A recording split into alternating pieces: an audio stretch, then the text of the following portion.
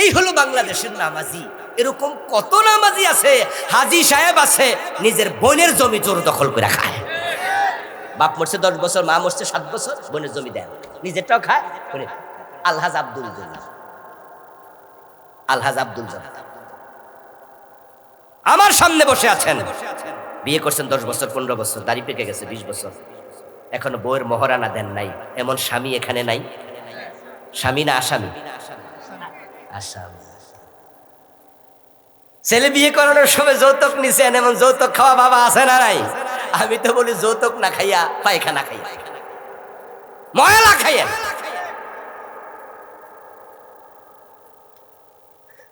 আঠারো বছর 20 বছর মেয়েটাকে লালন পালন করে কলিজার টুকরা মেয়েটাকে আপনার হাতে তুলে দিল।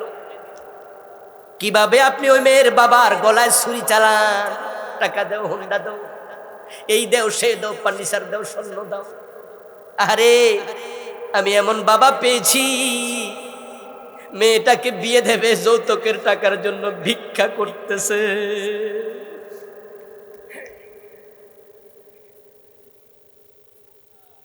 হুজুর আমার একটু বাড়াইয়া দিয়া। জানো যে নর্মালি ভিক্ষা ছেলে তো 50 টাকা 100 টাকা দেই আমরা, 10 টাকা 20 টাকা কত দেই মাঝে মাঝে। হুজুর বাড়াইয়া দিয়া। এই কেন বাড়াই দিতে হবে? হুজুর মেয়েটার বিয়ে, যৌতুকের টাকা। ও দোস্ত, আমার মন বলে আত্মা থেকে নাকি আত্মীয় হয়, আর তুমি আত্মীয়তা করতে যাই আরেক বেডারে ভিক্ষায় নামাইছো। তোমারে মানুষ বলতে আমার ঘৃণা হয়।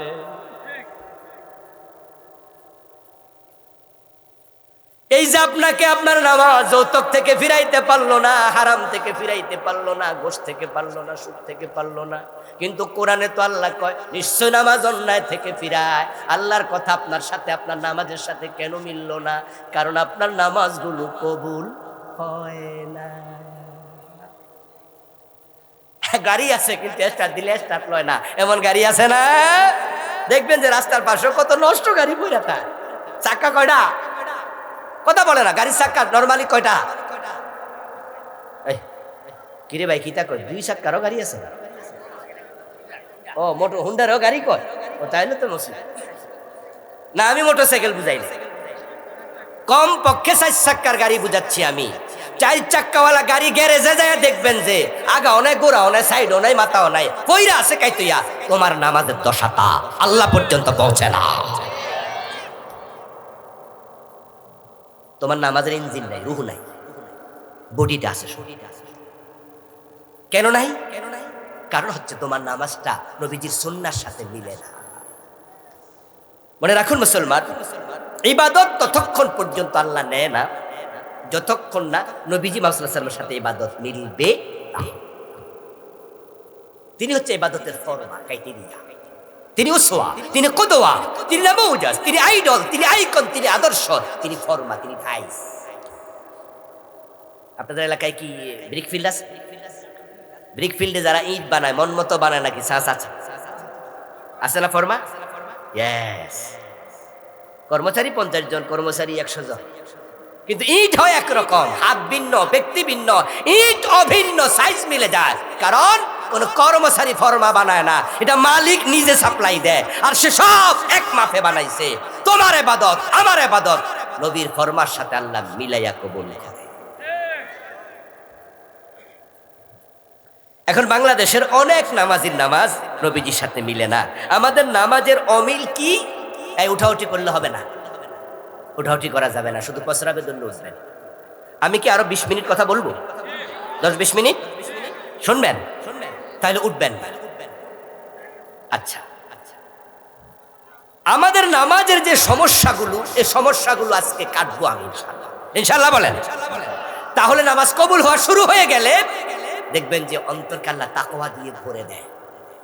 তখন আপনার লোভ কমে যাবে, আর যখন লোভ কমে যাবে তখন আপনার ঘোষ সুদ খাইতে মন আর চাইবে না।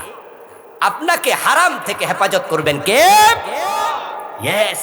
এমন পাওয়ার তৈরি হবে, আধিক্যতা আর থাকবে না। আর সমস্যা তো লোভ, অতি লোভ আপনাকে শেষ করে দিয়েছে। দুনিয়া না জায়েজ কিছু না, টাকা, বাড়ি, গাড়ি, নারী, এগুলো হালাল। আপনি বিয়ে করেন, একটা, দুইটা, তিনটা, চারটা, যদি আপনার সামর্থ্য থাকে, যদি আপনি ইনসাফ করতে পারেন, তাহলে 4টা পর্যন্ত বিয়ে নবী সাহাবারা করে নাই। হালাল, ইনসাফের শর্ত, ইনসাফ মনে রাখবেন। নাকি আজকে ওয়া শুনে খুশি হয়ে গেছে? অনেকে তো যায় ইসলামে শুধু বউরে দমক মারা যায়, হুজুর কইছে কিন্তু চাই ইনসাফ ব্যতীত নয়। হালাল টাকা, হালাল পয়সা, হালাল। হযরত ওসমান উনি অনেক ধনী সাহাবী ছিলেন। হালাল, আপনি হালাল খাবার খান, হালাল টাকা পয়সা, কোটি টাকার মালিক, কোনো অসুবিধা নাই, কিন্তু অতি লোভে হারামে ডুববেন না, এটা জঘন্য।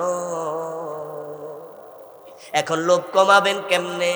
যদি আল্লাহ লোভ কমায়া দেয় তাহলে সহজ। নামাজ পড়ুন, নামাজ কবুল হলে আল্লাহ লোভ কমাবে, চোখ কন্ট্রোল করার তৌফিক দেবে, আপনার অন্তরে আল্লাহর ভয় তৈরি হয়ে যাবে।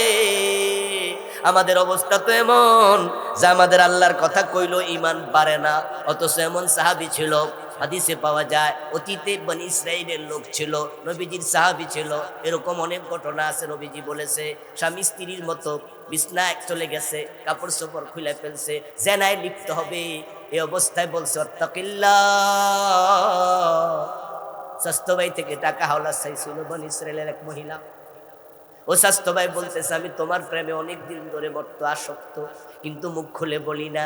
টাকা যে হাওলাত চাও, টাকা হাওলাত নেওয়া লাগবে না, তোমাকে আমি 100 দিরহাম দিলাম, এত দিরহাম দিলাম, শুধুমাত্র একটা দিন আমাকে একটু সময় দাও, সঙ্গ দাও। ওই মহিলাও ভাবলো যে টাকাটা তাহলে ফিরাই দেয়া লাগবে না, কাছাকাছি গেছে। এই অবস্থায় মহিলার মনে হলো ইজ্জতের দাম 1 কোটি টাকা অত না, আমি কি করছি, আমি তো ভুল করেছি। তখনই বললো আত্তাকিল্লাহ, আল্লাহকে ভয় করো, আমারে ছেড়ে দাও, তোমার টাকা তুমি নেও। নবীজি বলেন ওই পুরুষটা আল্লাহর নাম শোনার সাথে সাথে ওই মহিলাকে ছেড়ে দিয়েছে, জেনা করে নাই।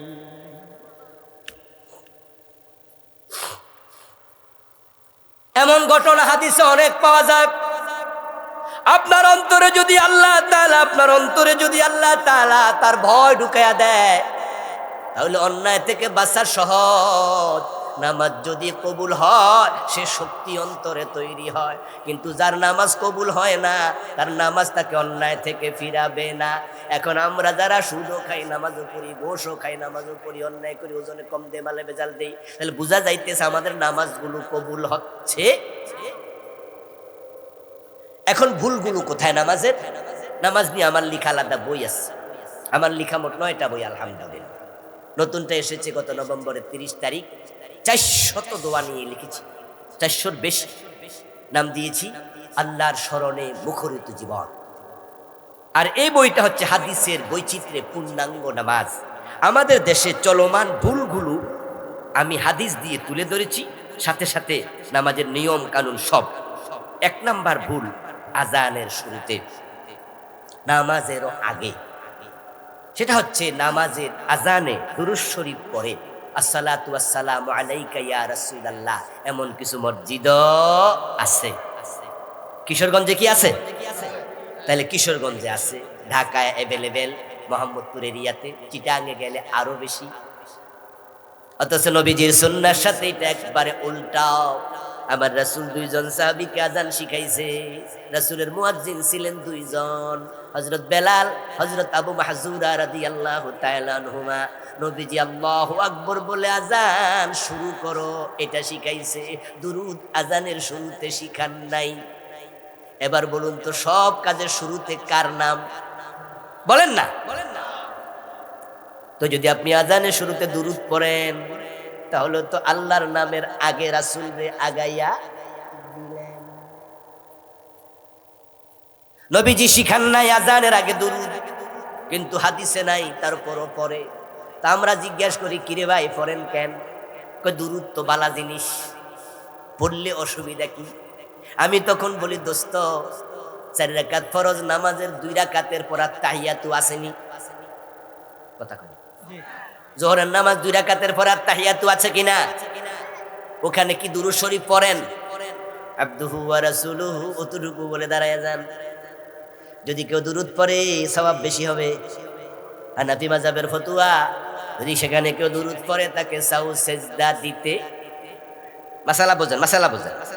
4 এবং 3 রাকাত বিশিষ্ট নামাজে 2 রাকাতের পরে আত্তাহিয়াতু পড়া ওয়াজিব, তবে আব্দুহু ওয়া রাসূলুহু পর্যন্ত পড়ে উঠে যেতে হবে। যদি কেউ ভুলে পড়ে আল্লাহুম্মা সাল্লি আলা, অতটুকু বলার পর মনে হয়েছে সে দাঁড়িয়ে যাবে, তাকে সাউ সেজদা দিতে হবে না। কিন্তু যদি আল্লাহুম্মা সাল্লি আলা মুহাম্মাদ এটা বলে ফেলে এবং তার সামনে যাকার না যাক গেলে, অথবা মুহাম্মদ বলার পরে মনে হয়েছে সে দাঁড়িয়ে যাবে, কিন্তু তাকে সাউ সেজদা দিতে হবে। এবার বলুন তো, সাউ সেজদা কি শকে দেয় না এটা ওয়াজিব? এটা কি নরমাল ওয়াজিব না জরিমানা? যারা বোঝেন তারা বলেন না, এটা শকে দেয় না জরিমানা? তো দুরূদ শরীফ তো বালা জিনিস, জরিমানা লাগলো কেন? উত্তর হলো, প্রিয় নবী এখানে দুরূদ শিখান নাই। রাসূলের ইসলামে তুমি আঙ্গুল ঢুকাইও না। মাথার মাপে টুপি হবে, গায়ের মাপে জামা হবে। টুপি আপনার, মাথা আপনার, মাপ আপনার, শরীর আপনার, জামা আপনার, গা আপনার, কিন্তু ইসলাম আপনার না, আপনার পীরেরও না। নবীজি মুহাম্মাদের মাপে ইসলাম হওয়া লাগবে। নবী সাল্লাল্লাহু আলাইহি সাল্লাম এখানে দুরূদ পড়ান নাই, এজন্য আমরা আজানের আগে দুরূদ পড়ব না। তবে হ্যাঁ, দুরূদটা আছে সহিহ মুসলিমের হাদিস নাম্বার 748। قال رسول الله صلى الله عليه وسلم إذا سمعتم المؤذن فقولوا مثل ما يقول ثم صلوا علي। মুয়াজ্জিন যখন আযান দেয় তোমরা আযানের জবাব দিও। এখন জবাব রাসূলের হাদিসের সাথে বাংলাদেশের অনেকের মিলে না, এখানেও ভুল। কি ভুল? সংশোধন করুন, বুঝে নেন। আজ থেকে ভুল আর করা যাবে না। মুয়াজ্জিন বলছে আল্লাহু আকবার, আমরা বলবো কি আল্লাহু আকবার। মুয়াজ্জিন বলে আশহাদু আল্লা ইলাহা ইল্লাল্লাহ, আমরা কি বলবো? মুয়াজ্জিন বলে আশহাদু আন্না মুহাম্মাদার রাসূলুল্লাহ, আমরা কি বলবো? এই তো ভুল হয়ে গেল। নবীজি বলছি যা সামিতুমুল মুয়াজ্জিনা, যখন মুয়াজ্জিনকে বলতে শোনো ফাকুলু মিসলা মা ইয়াকুল, তোমরা তাই বলো যা সে বলে। তো এখানে দুরূদ শরীফ সে পড়ছে নাকি? যায় এখানে সুন্নাহ কি? এ বিষয়ে ইমাম আন-নববী রাহিমাহুল্লাহ কিতাবের নাম আল মাজমু, খণ্ড নাম্বার 3, পৃষ্ঠা নাম্বার 233, তিনি বলেছেন লাইসা লাকা হুনাকা দালিলুন ওয়াদিহুম মিনাস সুন্নাহ আলা হাদি হাযিহিল আকওয়াল ইন্নামা হিয়া ইজতিহাদাত মিনাল আইম্মা। এই যে কেউ শুরুতে খাড়ায়, কেউ মাঝে খাড়ায়, কেউ কাতকামাতিস সালাহ কইলে খাড়ায়, উনি বলে যে রাসূলের সাহাবাদের মাঝে সবটাই পাওয়া যেত, নির্দিষ্ট কোন দলিল। কোন সাহাবী নবীজিকে দেখলে দাঁড়ায় যেতেন, আবার কেউ বসে থাকতেন, কাতকামাতিস সালাহ কইলে দাঁড়াইতেন। এর মানে দাঁড়ালো আপনি ইকামতের সময় নির্দিষ্ট জায়গায় দাঁড়াতে আপনি বাধ্য নন, নির্দিষ্ট কোনো সুন্নাহ নাই, এটা উন্মুক্ত। তারপরে আবার দাঁড়ানোর সময় বাংলাদেশে আরেক ভুল, সেটা জঘন্য ভুল। সেটা হলো প্রায় মসজিদে দেখবেন 2 মুসল্লির মাঝখানে 4 আঙ্গুল ফাঁকা, 8 আঙ্গুল ফাঁকা। করোনা আসার পরে আর একটু, হ্যাঁ আমি এমনও মুসল্লি দেখছি যে 2 জন মিলা এক মোটরসাইকেলে কইরা গেছে, আর মসজিদে ঢুকে কয় আলাদা খারাপ। অথচ এর আগে কইয়াছিল মোটরসাইকেলে একজনের সাথে এমনি ধরে রাখছে, মসজিদে ঢুকে কয় দাগ দাগ দিছে, দাগের ওই পাশে যা, করোনা আছে। এক রিক্সা করে গেছে আর মসজিদে ঢুকে 2 জন ফাঁক করছে। নবীজি বলেছেন সুদ্দুল খালাল আকিমু সুফুফাকুম ওয়া তারাসু ইস্তাউ ইস্তাউ ইতাদিলু। রাসূল বলতেন দাঁড়াও, সোজা হও, সুন্দর করে খাড়াও, পায়ের সাথে পা মিলায়া খাড়াও। সুদ্দুল খালালা, 2 জনের মাঝখানে ফাঁকা জায়গা বন্ধ করো। তারপরে আবার বলেছেন ফাঁকা থাকলে আমি নবী দেখি, পিছন থেকেও দেখি, সামনে থেকেও দেখি। শয়তান ছাগলের বাচ্চার সুরত ধরে 2 জনের মাঝখানে দাঁড়ায়া থাকে। বরং 2 জনের মাঝখানে কোনো ফাঁকা জায়গা রাখা যাবে না। তারপরে আবার নামাজটা শুরু হবে। নামাজ শুরু হবে কি দিয়ে? এখানেও ভুল চলছে। বাংলাদেশে শুরু হয় মুসাল্লার দোয়া দিয়া, ইন্নী ওয়াজ্জাহতু, এই জাতীয় মুসাল্লার দোয়া এই এলাকায় আসেনি?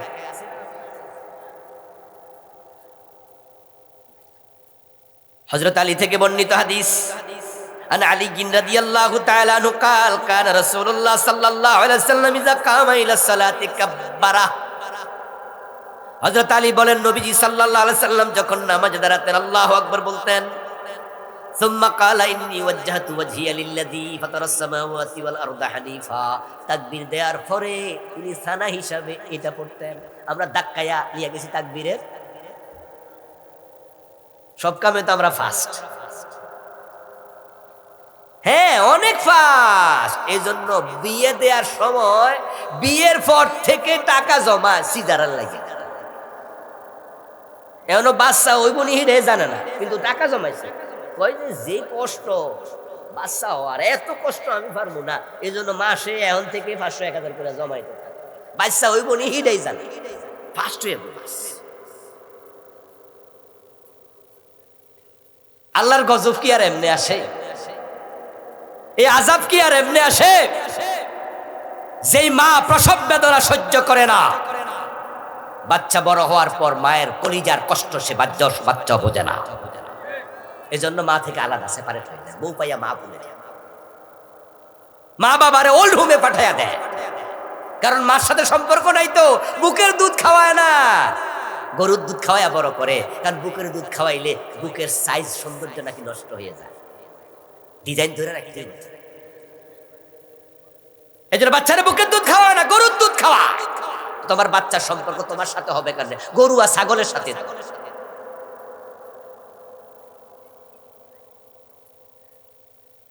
আমার বন্ধু নবীজি সাল্লাল্লাহু আলাইহি সাল্লাম তাকবীর দেওয়ার পরে সানা পড়তেন কয়েকটা, আমি কয়েকটা সুবহানাকাল্লাহুম্মা বিহামদিক অথবা লাকাসমুক ওয়া তাআলা জাদ্দুক। নবীজি পড়তেন আল্লাহুম্মা বাঈদ বাইনি ওয়া বাইনা খাতায়ায়া কামা বা'আদতা বাইনাল মাশরিকি ওয়াল মাগরিব। আরো কত সানা তাকবীর দেয়ার।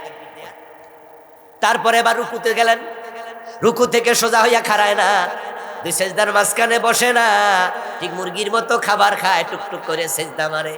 এমন মুসল্লি আছে না নাই? তোমার নামাজ গোল্লা গোল্লা। কারণ রুকুতে সোজা হয়ে দাঁড়ানো ওয়াজিব, এটা তাদিল আর কার। দুই সেজদার মাঝখানে সোজা হয়ে বসা ওয়াজিব, তাদিল আর কার। কিন্তু আমি এমন মুসল্লিও পাই যে বাবারে বাবা বিমানও ফেল গতির সাথে, যে বিমানও মনে বেড়ার সাথে কুলাইতে সাথে। কেরাত কেরাত কেরাত কেরাত পড়া ফরজ, কেরাত বিশুদ্ধ তেলাওয়াত করাও। কিসের শুদ্ধ, কিসের বিশুদ্ধ? এই তো রমাদান আসতেছে, এমন হাফেজ আছে খাসছে কাম, ট্রেন মেইন যা আছে, বিমান শুদ্ধ সবকিছু গতির কাছে কি পড়ে নিজেও বোঝে না, জাতীয় বোঝে না। আল্লাহর সাথে তামাশা চলছে, তামাশা। আবার কেউ কেউ তো কয় হুজুর তারাবি অর্থ তো তাড়াতাড়ি। গ্রামে কিন্তু কেউ কেউ এটা বাইর করছে, কয় যে তারাবি অর্থ কি, দেখবেন যে তাড়াতাড়ি।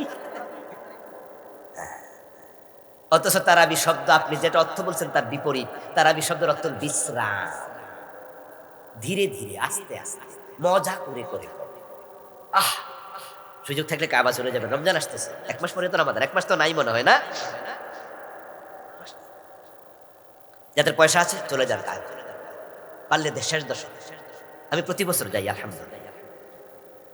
বেশি টাকা লাগে না, লাখ 1.5 টাকা লাগে। পয়সা যাদের আছে তাদের জন্য বেশি না, যাদের কম তাদের জন্য বেশি। তো আপনি 2 বছর 3 বছর 5 বছর জমান, আর মুরগির ডিম মুরগি বেছেন, হাঁস বেছেন, জমাইতে থাকেন। বরকত দেবে কে? ওই যে আমার আগে গায়ক গাইছিল না, কোথায় যেতে চায়? মদিনায় যেতে চায়। এস্ক লাগে, এস্ক লাগে, টাকা লাগে না। হজমরা করতে টাকা লাগে না, মন লাগে, মন। আমি এমন লোককে মক্কায় পেয়েছি, আমি অবাক হয়েছি দেখা। আরে আপনি উমরায় আসছেন? বলে হুজুর আল্লাহ। আমি তো অবাক, আমি তো জানি এই লোকের ঘরের বাস তরকারি কিনে টাকা নেয়। আমি জিজ্ঞাসা করছি, ধরে নিছি 100 রিয়াল দিছি, হাদিয়া দিয়ে কইছে দোয়া করবেন। আর কোন আইছেন কেমনে? আমার একজন লোক করে লইছে। হ্যাঁ, মন লাগবে, মন।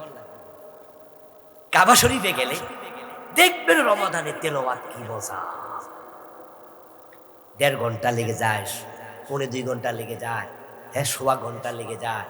আল্লাহু আকবার, তেলাওয়াত শুনে হৃদয় জুড়ে যায়। কোনো তাড়াহুড়া না, কি সুন্দর নামাজ। আর আমাদের দেশে কি যে চলতেছে, পোলাপান দেখবেন যে হুজুর যখন তেলাওয়াত করে পোলাপান তখন বাইরে যায় মোবাইল টিপে, খাড়ায় খাড়ায় কথা কয়। জন জালিমিন টান পড়ছে তখন এবার দৌড় মেরে এসে রুকু যায়, হে বুঝছে যে রুকু যাওয়ার সময় হয়েছে। হুজুর যখন টান মারছে শেষে বুঝে এই যে টাইম হয়েছে সব। 18 মিনিটে 20 রাকাত পড়ালা এমন হুজুর আছে না? তোমার নামাজ আল্লাহ তোমার চেহারার মাঝে ফিকে মারবে, নিক্ষেপ করবে। তোর নামাজ তুই দে, এসব নামাজ আল্লাহ লাগবে না। যার নামাজ যত সুন্দর তার ইসলাম তত সুন্দর। সেজদা যাওয়ার পর ভুল, এই ভুলটা মা বোনদের বেশি হয়। সেটা হলো মা বোনেরা হাত এমন ভাবে বিছায়, আঙ্গুলের মাথাও মাটিতে, কনুইটাও থাকে মাটিতে। অথচ নবীজি নিষেধ করেছেন। সহিহ বুখারী হাদিস নাম্বার 766, قال رسول الله صلى الله عليه وسلم لا يبسط احدكم ذراعيه بسط الكلب। কুকুর যখন বসে, কুকুর যেমন মাটির মাঝে তার পাটা গড়াইয়া দেয়, তোমরা কেউ সেজদার মাঝে হাত কুকুরের মতো বিছাইয়া দিও না। নারী পুরুষ নির্বিশেষে সবার জন্য হাদিস। পুরুষ মানুষ কি করবে? তার হাতে তালুটা মাটিতে থাকবে আর তার কনুইটা উপরে থাকবে, যথেষ্ট উপরে, এমনটা যেন একটা ছাগলও চাইলে বের হয়ে যেতে পারে। আর মহিলারা একটু কম তুলবে কিন্তু হাঁটু মাটিতে থাকবে। মসজিদে ঢুকেছেন, ঢুকে দেখা যায় কিছু লোক বইয়া যায়। এই ব্যারাম, এই রোগটা বাংলাদেশে বেশি। অনেক মসজিদে লেখাই থাকে সুন্নাতের পরে সময় দেয়া হবে, লাল বাতি চলাকালে সুন্নার নিয়ত বানবেন। হুজুর যখন ওয়াজ করতেছে তখন বলে বসেন বসেন, পরে সুন্নাত। এটা নবীজির হাদিসের একবারে উল্টা, নিষেধাজ্ঞার সুস্পষ্ট লঙ্ঘন। হযরত ওমর থাকলে ওই ইমাম রফিডে চিকন জালিদের যে আমার রাসূলের কথার বিরুদ্ধে পরে সুন্নার সময় দেয়া হবে, এই অধিকার তোমারে কইতে দিল? قال رسول الله صلى الله عليه وسلم إذا دخل أحدكم المسجد فلا يجلس حتى يصلي ركعتين। নবীজি বলছে মসজিদে গেলে 2 রাকাত না পড়ে কেউ বসবে না। আচ্ছা বলুন তো, মসজিদ কি নামাজের জায়গা না বসে থাকার জায়গা? বসো, আগে নামাজের হক আদায় করে। তোমার বসার জন্য মসজিদ বানায় নাই, নামাজের জন্য মসজিদ। তো যেহেতু ঢুকছো, আগে 2 রাকাত বসবে না, রাসূল বসবে না। এক সাহাবী বসে গেছে, রাসূল তাকে ডাইকা তুলছে, ওঠো, কাম ইয়া ফুলান হাল সাল্লাইত? ক্বালা লা, ক্বালা সাল্লি রাকাতাইন সুম্মা জলিস। এই তুমি নামাজ পড়ছো 2 রাকাত? কয় না। তো বসলা কেন? ওঠো, 2 রাকাত পড়ো, তারপর বস। দিস ইজ ইসলাম। আজ থেকে মসজিদে গেলে 2 রাকাত না পড়ে বসবেন না তো? হ্যাঁ, দেখতেছেন যে মাত্র 3 মিনিট আছে, 2 মিনিট আছে, একামত হয়ে যাবে, তাহলে একটু দাঁড়িয়ে অপেক্ষা করুন। আর যদি দেখেন যে না, আমি 2 রাকাত পড়ার সময় আছে, 2 রাকাত, যদি মাকরু ওয়াক্ত না হয়, মাকরু ওয়াক্ত, তারপরে এখন বসবেন। কোথায় বসবেন? চেয়ারে। বাহ বাহ বাহ, চৌধুরী সাহেব চেয়ারে বইতে পারলে আমি ভুইয়া বংশের বলে আমি পারবো না, এই জন্য প্রতিযোগিতা করে চেয়ার ঢুকাইছি। আমি আপনাদের সম্মুখে পবিত্র কোরআন মাজিদ থেকে সূরাতুল আনকাবুতের 45 নম্বর আয়াতে কারিমা তিলাওয়াত করেছি। নবীজি সাল্লাল্লাহু আলাইহি ওয়াসাল্লামের পবিত্র মুখ অনুসৃত একখানা ছোট্ট হাদিস পাঠ করেছি। আল্লাহ তাআলা তৌফিক দিলে এখান থেকে কিছু কথা বলবো ইনশাআল্লাহ। কোরআন হচ্ছে divine guide book, divine guidance, স্বর্গীয় পথ নির্দেশনা। কোরআন হচ্ছে আল্লাহর পক্ষ থেকে আমাদের জন্য হেদায়াতের কিতাব। কোরআনের প্রতিটি শব্দের মাঝে আমাদের জন্য শিক্ষণীয় আছে। কোরআন এসেছেই আমাদের জন্য। এজন্য বলা হয় কোরআনের আলোচ্য বিষয় হলো মানুষ। কোরআনে যত আলোচনা সব মানুষকে কেন্দ্র করে। কিসে মানুষের কল্যাণ, কিসে মানুষের অকল্যাণ, কোনটা করলে লাভ, কোনটা করলে ক্ষতি, কি করা যাবে, কি করা যাবে না, এই হলো কোরআনের মূল আলোচনা। এজন্য কোরআন নাজিল হলো যে প্রথম 5টি আয়াত থেকেই শুরু নাজিল হওয়া। ওই সূরা আলাকের প্রথম 5 আয়াত আল্লাহ তাআলা ইনসান শব্দটা 2 বার উল্লেখ করেছেন। ইনসান শব্দের অর্থ কি? মানুষ। ইকরা বিসমি রাব্বিকাল্লাযী খালাক। আমার সাথে পড়েন যারা পারেন। ইকরা বিসমি রাব্বিকাল্লাযী খালাক, খালাকাল ইনসানা মিন আলাক। ইনসান একবার পাওয়া গেল। ইকরা ওয়া রাব্বুকাল আকরাম, এরপরে কি? আল্লাযী আল্লামা বিল কলম, আল্লামাল ইনসানা মা লাম ইয়ালাম। প্রথম 5 আয়াত নাজিল আল্লাহ করলেন, এখানে মানুষের নাম বললেন কয়বার? আল্লাহ বুঝাইয়া দিলেন এই কোরআন আমি মানুষের জন্যই নাজিল করছি। মানুষের আলোচনা করে কোরআন নাজিল শুরু হয়ে গেল। এবার বলুন তো কোরআনের সর্বশেষ সূরার নাম কি? মাশাআল্লাহ, এই তো সহজ প্রশ্ন না? এগুলো জবাব দিয়েন, কঠিনগুলো হইলে চুপ করে থেকে না। কোরআনের শেষ সূরার নাম কি? না সত্য কি নাকি নাচানাচি করা? এক জাহেল কদিন আগে করছে, ওই যে এটারে অ্যারেস্ট করছে, ওই যে কোন বাউল শিল্পী না, বাউল না ফাউল, ফাউল ঠিক না? বাউল না ফাউল, কোনটা? ফাউল, অপদার্থ, আবুল সরকার। সে বলছে আল্লাহ নাকি নাচতে করছে। কত বড় জালেম! আল্লাহর কথা নিয়ে তামাশা চলে। কোরআনের শেষ সূরা নাস। আল্লাহ তাআলা আবার মানুষ প্রসঙ্গে একটা সূরা নাজিল করলেন, সেখানেও মানুষ নিয়ে কিছু আলোচনা করলেন। কুল আউযু বিরাব্বিন নাস, মালিকিন, ইলাহিন। দেখেন লক্ষ্য করে, এখানেও পরপর 3 বার আল্লাহ নাস বললেন, মানুষ বললেন। এর মানে কোরআনটা আসছে কাদের জন্য? মানুষের জন্য। এই জন্য যখন কোরআনের মাহফিলে যাবেন তখন খুব মনোযোগ দিয়ে শুনবেন, কারণ যেহেতু মানুষের জন্য কোরআন আসছে, প্রতিটা শব্দে মানুষের জন্য কল্যাণের কিছু মেসেজ আছেই। তা কোরআনের মাহফিলে এসে দাঁড়ায়া দাঁড়ায়া শোনার মাঝে মজা নাই, কইলে তো কথা শোনে না লোক।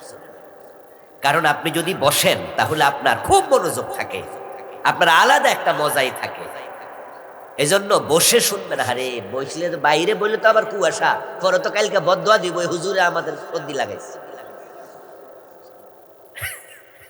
আপনারা কি যে করা, পিছনে কিন্তু কিছু জায়গা ছিল আর কি।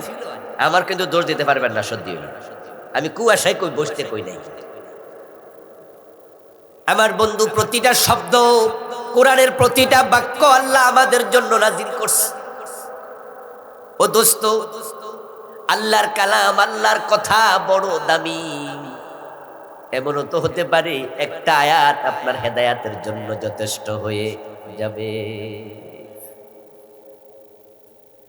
তা আমি আপনাদের সামনে সে দামি কিতাব কোরআন থেকে একটি আয়াত পড়েছি। আমরা আল্লাহ তাআলা এখানে কি কি মেসেজ দিলেন শুনবো। এখান থেকে শুনে আল্লাহর কথা, নবীজির কথা আমরা নতুন যদি কিছু শুনি, এটা ভালো করে হৃদয়ে জায়গা দেব, জমা করব, এবং মনে মনে ভাববেন যে আজকে একটা নতুন এলেম আমি শিখেছি। এভাবে শিখতে শিখতে আপনিও আলেম হয়ে যাবেন। ক্ষুদ্র ক্ষুদ্র বালিকণা, বিন্দু বিন্দু জল, গড়ে তোলে মহাদেশ সাগর অতল। শিখার মাঝে কোনো লজ্জা নাই, বরং যে শিখে সেই আলেম হয়, ঠিক না? আর যে শিখে না সে আলেম হতে পারে। আলেম হওয়ার জন্য আমার মতো বড় টুপি মাথা দেয়া দরকার নাই, লম্বা কুত্তা গাত দেয়া দরকার নাই। আলেম হওয়ার জন্য এলেম শিখাটা দরকার, ঠিক না? আমরা যখন বাড়ি যাই তখন কি লম্বা কুত্তা গাত দিয়া হাঁটি? তো যখন লম্বা কুত্তা খুলি তখন আমি আর আলেম থাকি না, ঠিক না? তখন আমি সার হইয়া যাই। যখন গোসল করতে যাই তখন কি টুপি মাথা থাকে? তো টুপি খুললে আর আমি হুজুর না। আর আপনারা আমার কুত্তা গাত দেয়া দিলাম না আলেম। তাহলে আলেম হওয়ার সাথে কুত্তার কোনো সম্পর্ক নাই, টুপির কোনো সম্পর্ক নাই। সম্পর্ক হলো এলেমের। যিনি এলেম শিখেছে, টুপি মাথাত না দিল তিনি কি আলেম? উনার গায়ে যদি শুধু গেঞ্জি থাকে, কুত্তা নাও থাকে, তখনও তিনি কি? আর আপনি এলেম না শিক্ষা যদি একবারে লম্বা একটা কুত্তা গাদ দেন, আপনি আলেম সেজেছেন কিন্তু আপনি আলেম। তো আমরা যা বলবো খুব শুনবেন ভালো করে, নতুন কিছু পেলে এলেম হিসাবে নেবেন। দোস্ত, মৌমাছি যখন মধুতে আপনার মধুর জন্য ফুলে ফুলে দৌড়ায়, তখন ফুলের মাঝে মধু পেলে সেখান থেকে একটু লইয়া মুখে কইরা তারপরে মৌচাকে গিয়ে জমা করে। অল্প অল্প জমা হতে হতে মাসের পর কোনো কোনো মৌচাকে 2 কেজি 3 কেজি মধুও জমে যায়। এই মাহফিলগুলোতে আসলে নতুন নতুন এলেম শিখে বাড়ি যাবেন। হুজুরের কণ্ঠ কেমন, হুজুরের চেহারা কেমন, এটা ইম্পর্টেন্ট নয়। লা তানজুর ইলা মান কাল ওয়ালাকিন উনজুর ইলা মা কিল। কে বলেছে সেটা ইম্পর্টেন্ট নয়, ওদিকে না তাকাইলেও চলে, কিন্তু কি বলেছে সেটা ভালো করে তাকায়া দেখো, ওর দিকে নজর দাও, ওটা নিয়ে গবেষণা। আমাদের দেশের মানুষেরা তো সুন্দর চেহারা পাইলে কয় একটা আল্লাহর ওলি পাইছি। হুজুরের চেহারা যদি সুন্দর হয় তাহলে কি কয়? ওই নুরানি নুরানি। বাড়ি যে গল্প করে বললো আজকে যে পিসা হুজুর আইছে সাক্ষাৎ আল্লাহর ওলি। তো বুঝলেন কেমনে? কই নুরানি চেহারা, নুরানি চেহারা। আচ্ছা, চেহারা নুরানি হইলে যদি অলি হইতো, হযরত বেলাল অলি হইতে পারত? বেলাল রাদিয়াল্লাহু তাআলা আনহু ছোট অলি না বড় অলি? কৃপণতা করেন না, কথা কইয়েন। হযরত বেলাল কি ছোট অলি না বড় অলি? কিন্তু সুন্দর ছিল, আরে নিগ্রো ছিল। লোকমান হাকিম আলাইহিস সালাম নামে বড় একজন আল্লাহর বান্দা, বড় অলি, যার নামে কোরআন মাজিদে একটা আলাদা সূরাও আছে, সূরাতু লোকমান। উনিও ছিলেন নিগ্রো কাফরি গোলাম। শুধু গোলাম, শুধুমাত্র কালা না, গোলাম ছিল। হযরত বেলালও শুধু কালা না, বেলালও কি ছিলেন? গোলাম ছিল।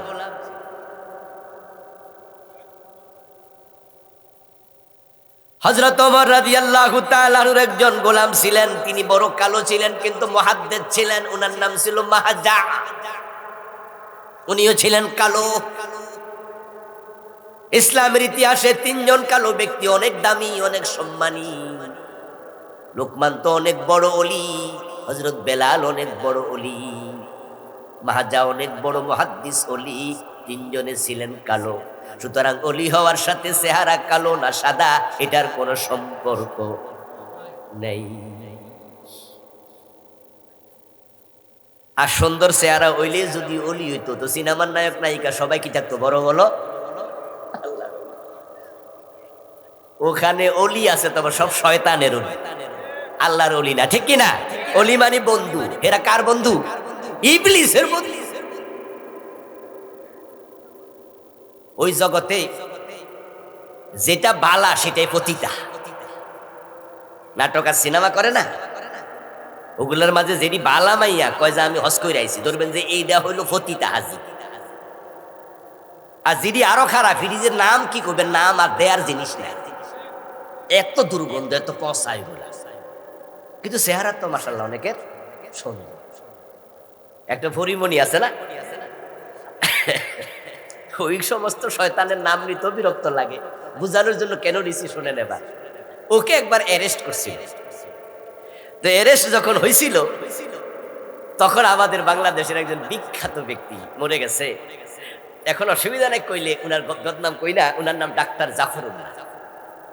উনি একজন বুদ্ধিজীবী, একজন বড় ডাক্তার। সাভারে উনার বিশাল হাসপাতাল ছিল এবং তিনি মুক্তিযোদ্ধা, এবং তাকে শেখ হাসিনা খালেদা জিয়া 2 জনে সম্মান করে। উনি দেশের ভিভিআইপি পার্সন ছিলেন। তো উনি পরিমণি অ্যারেস্টের পরে বলতেছে সে জামিন পেতে পারে কারণ সে খুব সুন্দরী। জামিন পাওয়ার পিছনে আর কারণ খুঁজে পাইছে না। তো সুন্দর হইলে অলি হইলে হিরিও তো অলি হইতো, শয়তানের অলি। এজন্য হুজুরের কণ্ঠ কত সুন্দর, হুজুরের চেহারা কত সুন্দর, এদিকে তাকানো দরকার নাই। কথাটা কত দামি সেদিকে তাকানো দরকার, ঠিক না? ওইটা কাজে আসবে, ওইটা শুনুন। তো আল্লাহ তাআলা যে মেসেজ দিলেন শুনুন, উতলু মা উহিয়া ইলাইকা মিনাল কিতাব, হে রাসূল আপনার কাছে এই কিতাব থেকে ওহী হিসাবে যা নাজিল হয় আপনি সেটা তেলাওয়াত করুন, সেটা পড়ুন, সেটা জানান, সেটা প্রকাশ করে দিন। এর মানে হলো যে ওহী আপনার কাছে আসে এটা গোপন রাখার কোনো সুযোগ। আপনি জাতিকে জানায়া দেন, পড়ে শোনায়া দেন, তেলাওয়াত করে দেন, এটা হলো আল্লাহর অর্ডার। ওহী গোপন করবেন না, প্রকাশ করেন। দ্বিতীয়, আকিমিস সালাহ, এবং নামাজ কায়েম করেন। ইন্নাস সালাতা তানহা আনিল ফাহশাই ওয়াল মুনকার, নিশ্চয় নামাজ যাবতীয় অন্যায় থেকে, অশ্লীলতা থেকে বিরত রাখবে। সুবহানাল্লাহ পড়েন। কোরআনে যা আছে ওহী হিসাবে যা পাঠাইছি আপনি বলে দেন। নবীজি সাল্লাল্লাহু আলাইহি ওয়াসাল্লাম আদিষ্ট হলেন, হওয়ার পর উনার কাছে যেই ওহী নাজিল হতো তিনি তার সাথে সাথে লোকদের কাছে জানাইয়া দিতেন। আর যেই মাত্র তিনি কোরআন মানুষকে জানাতে শুরু করলেন, প্রচার শুরু করলেন, তখন থেকে পুরা আরব সমাজ আমার রাসূলের বিরুদ্ধে দাঁড়াইয়া গেল।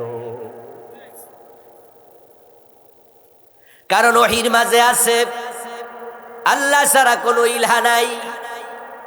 ওহীর মাঝে আছে আমি মুহাম্মদ ইবনে আব্দুল্লাহ আল্লাহর রাসূল, তা আমাকে অনুসরণ করো, আমাকে অনুসরণ না করার উপায় নাই। ওহীর মাঝে আছে ওয়াজতানিবুত তাগুত, এ মূর্তি পূজা ছেড়ে দাও। ওহীর মাঝে আছে মদ খায়ো না, জেনা করো না। এ কোরআনের মাঝে কত বিধান নাজিল হলো। আর যতগুলো কথা আছে করো না করো না, আরব সমাজে প্রত্যেকটাই প্রচলিত ছিল। ওহীর মাঝে আছে এটা করো, এটা করো, নামাজ পড়ো, রোজা রাখো, পর্দা করো। ওহীর মাঝে আছে এই এই কাজ করো। ওই আরব সমাজে কাজগুলো ছিল না বললেই চলে। ওহীর বিধান আসার পর মক্কার লোকদের কাছে বিধানগুলো বড় নতুন মনে হলো। কারণ নবীজি সাল্লাল্লাহু আলাইহি ওয়াসাল্লাম যখন দাওয়াত প্রকাশ্যে দিলেন, ওহী আসার পর 3 বছর দাওয়াত দিয়েছেন গোপনে। 3 বছর যাওয়ার পর নাজিল হলো ওয়ানদির আশিরাতাকাল আকরাবিন, ও নবী আর গোপনে নয়, আপনি আপনার আত্মীয় স্বজনকে প্রকাশ্যে জাহান্নামের ভয় প্রদর্শন করুন। প্রকাশ্যে দাওয়াত দেন। নবীজি সাল্লাল্লাহু আলাইহি সাল্লাম প্রকাশ্যে দাওয়াত দিলেন। সাফা পাহাড়ে দাঁড়ায়া, বিভিন্ন বাজারে যাইয়া, বাজারের মাঝখানে উঁচু জায়গায় দাঁড়ায়া লোকদেরকে জড়ো করতেন। তারপরে বলতেন কুলু লা ইলাহা ইল্লাল্লাহ তুফলিহুন, তোমরা ঘোষণা করো আল্লাহ ছাড়া কোনো ইলাহ নাই, কোনো খোদা নাই। মক্কার লোকেরা বলে আব্দুল্লাহর বেটা মুহাম্মদ কি বলতেছে? ওর দাদা আব্দুল মুত্তালিবের নেতৃত্বে তো কাবার ভিতরে বাহিরে আমরা 360টা খোদার পূজা করি। কাবার ভিতরে কাবার বাহিরে তাদের খোদা ছিল, দেবতা ছিল 360টা। এত মূর্তি বাংলাদেশের কোন মন্দিরেও এখনো নাই। কিশোরগঞ্জে হিন্দু আছে না, বড় মন্দির আছে না, বড় মন্দিরও গেলে দেখবেন যে 10টা 12টা 13টা 14টা মূর্তি, এসে বেশি কোনো রাখতে না। কিন্তু কাবার ভিতরে বাহিরে রাখছিল কয়টা? ওরি বাবা রে বাবা। এখন নবীজি বলতেছে এগুলো খোদা না, এগুলো বাদ। আল্লাহ কয়জন? জোরে বলেন না, কয়জন? তিনি জমিনে না আকাশে? তাহলে জমিনে যেগুলো আছে 360, ইডি কি আর আল্লাহ নি? ওরা কয় কি আব্দুল্লাহর বেটা মোহাম্মদ কয় কি আমাদের খোদা বলে খোদাই না। তারপর রাসূল সাল্লাল্লাহু আলাইহি সাল্লাম এবার বলতেছেন যে কথাগুলো, নামাজ পড়ো, রোজা রাখো, হজ করো, যাকাত দাও, আরো কত কথা, এভাবে এভাবে করো, আমারে মানো। তারা বলতে শুরু করলো, তোমার বাবা নাই, তোমার মা নাই, আমাদের এলাকায় তুমি ছিলে একবার গরিব মানুষ, এখন আমরা সমাজের যারা নেতা, তোমারে মানবো কোন দুঃখে বলো, তোমারে মানি না। এই তো বিরোধিতা শুরু। নবীজির আপন চাচা উনাকে পাথর মেরে উনার সাথে দুশ্মনী উদ্বোধন করেছে। ওর নাম ছিল আবু লাহাব। নবীজিকে শুধু পাথর মারে নাই, সে বলেছে তাব্বাল্লাকা ইয়া মুহাম্মাদু আলিহাদা জামাতানা, মুহাম্মদ তুই ধ্বংস হ। নাউজুবিল্লাহ পড়েন। তুই ধ্বংস হ, তুমি ধ্বংস হ, এই জন্য আমাদের ডাকছো নাকি? নবীজি সাল্লাল্লাহু আলাইহি ওয়াসাল্লামের মাথা পাঠানোর জন্য, মাথা ফাটানোর জন্য, মারার জন্য উনারা পঞ্চাচি উম্মে জামিল কাদের মাঝে একটা কাষ্ঠখণ্ড, একটা কাঠের টুকরা লাঠি কাঁধে লইয়া হাঁটতো, আর মানুষের কাছে কইতো, আব্দুল্লাহর বেটা যদি কোনোদিন আমার সামনে আমাদের মূর্তির বিরুদ্ধে, দেবতার বিরুদ্ধে কথা বলে, এই লাঠি দিয়ে তার মাথাটা আমি ফাটাইয়া দেব, পিটাইয়া। আপন চাচা, নবীজির পাশের বাড়ি, পাশের বাড়ি। স্বাভাবিকত আপনারা যারা আপন চাচা, আপন বাবা, ভাই, আপন ভাই আমরা বসবাস করি, আমরা কি একজন এক দেশে করি? আপন ভাই হলে এ ঘরে ওই ঘরে, এ ঘরে, ঠিক না? এক উঠানি। তো আপন চাচা, তো আপন চাচা, এই জন্য পাশের ঘর মাঝে মাঝে শত্রুতা করে, তাদের ওটের নাড়ি বুড়ি, মুরগি জবাই করলে মুরগির যে নাড়ি বুড়ি, আমার রাসূলের ঘরের মাঝে ওই মহিলা নিক্ষেপ করত। এই ময়লাগুলো আমার রাসূলের ঘর নটমট কর্দমাক্ত ময়লা যুক্ত করে ফেলত। নবীজি সাল্লাল্লাহু আলাইহি ওয়াসাল্লামকে যখন সে পাথর মারলো, বদদোয়া দিল, তাব্বাল্লাকা ইয়া মুহাম্মদ বলে, ধ্বংস হয়ে যাও মুহাম্মদ, এ বদদোয়া যখন দিল চাচা হইয়া, আবার রাসূল কোনো প্রতিবাদ করেন নাই। তিনি বড় বিনয়ী মানুষ। হাদিসে পাওয়া যায় মাঝে মাঝে যখন ওই উম্মে জামিল তার ঘর থেকে মুরগি, গরু, ছাগলের নাড়ি বুড়ি 20টা ফালাইত, তখন আমার রাসূল মাঝে মাঝে কাঠি দিয়া ওইগুলা কাঠির মাঝে লইয়া ঘরের সামনে এসে বলতো, ও বনু হাশেমের লোকেরা, এই বুঝি প্রতিবেশীর সাথে তোমাদের আচরণ। কাঠি দিয়া লইয়া নবীজি ঘরের দরজা দাঁড়ায় বলতো, বনু হাশেমের লোকেরা, আমার বংশের লোকেরা, আমার আত্মীয়রা, এই বুঝি তোমাদের আত্মীয়র সাথে আচরণ, তোমাদের আপনজনের সাথে আচরণ তোমরা করো। নবীজি ধৈর্যশীল, বড় বিনয়ী মানুষ, প্রতিবাদ করে না, কিন্তু আল্লাহ তার দোস্তের অসম্মান সহ্য করে না। আল্লাহ কিন্তু একটা সূরা নাজিল করলেন, নাম দিলেন সূরা লাহাব। আল্লাহ কিন্তু প্রতিবাদ করে, আল্লাহ বলে দিলেন তাব্বাত ইয়াদা আবি লাহাবিন ওয়াত তাব। আমার রাসূল ধ্বংস হবে না রে,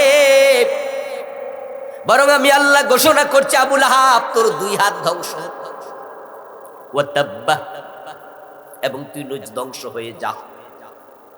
এরপরে একটু সামনে যায় কয়, হাম্মালাতাল হাতাব আমরাতুহু হাম্মালাতাল হাতাব, শুধুমাত্র আবু লাহাব তুই ধ্বংস হবি না, তোর বউ সুদ্ধা হাম্মালাতাল হাতাব, যে মহিলা কাদের মাঝে কাঠ বয়ে বেড়ায়, লাঠি বয়ে বেড়ায়, আমি আল্লাহ বলতেছি ওই মহিলা শুদ্ধ ধ্বংস হয়ে যাবে। এ সূরা নাজিল হয়েছে মক্কায়। এমন সময় নাজিল হলো যে সময় মক্কার পরিবেশ বড় উত্তপ্ত। হযরত বেলাল রাদিয়াল্লাহু তাআলা আনহু ঈমান গ্রহণ করার কারণে উনার গলার মাঝে রশি লাগায়া টানতেছে, খাব্বাব রাদিয়াল্লাহু তাআলা আনহুর পিঠের মাঝে আগুনের শেকা দিচ্ছে, হযরত খুবাইব সহ অন্য যারা আছে মারতেছে, আম্মার ইবনে ইয়াসারের ফ্যামিলিকে মারতেছে, কঠিন অবস্থা। এই অবস্থায় আল্লাহ সূরা নাজিল করছে, আবু লাহাব ধ্বংস হয়ে যাক, আবু লাহাবের বউ ধ্বংস হয়ে যাক। আচ্ছা বলুন তো, এই সূরা যদি রাসূল প্রকাশ করে তাহলে আবু লাহাব কি খুশি হবে না আরো রাগ হবে? তার বউ কি খুশি হবে না আরো বেজার হবে? জুলুমটা কমবে না আরো বাড়বে? এই টাইমে সূরাটা নাজিল না হইলে পারতাম। আর এই সূরা তো মক্কা নাজিল না হইয়া মদিনাও নাজিল হয়েছে হিজরতের পরে, নিরাপদ। এখন আবু লাহাবার কাছে দাঁড়ে নাই, এখন যত বদদোয়া মদিনা বইয়া বইয়া দিল। কিন্তু নাজিল হলো মক্কায়। আমার রাসূল যদি কাউকে সূরা না শোনাতেন তাহলে সূরা যে নাজিল হয়েছে দুনিয়ার মানুষ জানতো না। কারণ কোরআন তো কাগজে নাজিল হয় নাই, কোরআন নাজিল হয়েছে প্রিয় নবীর কলবে। কোরআন কি কাগজে লেখা নাজিল হয়েছিল? তো রাসূলের কলবে ফেরেশতা নাজিল করছে। তো নবীজি যদি এটা লুকায় রাখতেন, বলতেন যে খাইছি রে, এমনি আবু লাহাব আমারে পাথর মারে, তার বউ লাঠি লইয়া ঘরে, এই সূরা যদি শোনে তাহলে তো শুধু নারী বুড়ি মারবো না, আমার ঘরে আইসা প্রস্রাব পায়খানা কইরা দিতে পারে, আমার মাথা তো বাইরাইয়া বাইঙে লাইতে পারে। নবীজি কি সে সূরা লুকাইছে না পড়ে শুনাইছে? আল্লাহ বলেছে পড়ো, মা ওহিয়া ইলাইকা মিনাল কিতাব, কিতাব থেকে যা নাজিল হয় পড়ো, শোনাও, জানাও, লুকান নাই। কোরআনের সবকিছু রাসূল বলেছেন, পরিস্থিতি যাই হোক। এই জন্য কোন মাইর খান নাই, কথা কয় না। রাসূল মাইর খান নাই, হিজরত করেন নাই, জেলে যান নাই, দাঁত দেন নাই। এই বাচ্চারা কথা বলে না, আওয়াজ কানে আসতেছে। আচ্ছা আপনারা বলুন তো, নবীজি যে দাঁত দিলেন, মাইর খাইলেন, জেলে গেলেন, তারপরে হিজরত করলেন, উনি কি খারাপ মানুষ ছিলেন? ব্যবহার খারাপ ছিল?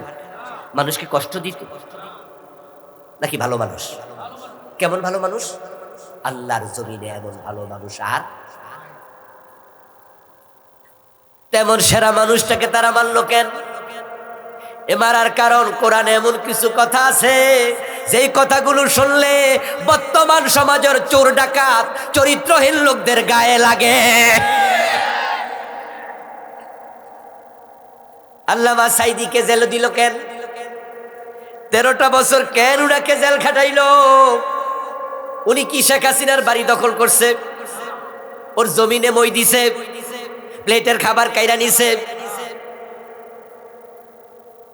ও দোস্ত, আল্লামা সাইদি রহমতুল্লাহ আলাই উনি যুদ্ধাপরাধী ছিলেন না, উনি খুনি নন, উনি ধর্ষক নন, উনি মানুষ হত্যাকারী নন, কারো বাড়িতে আগুন দেয় নাই।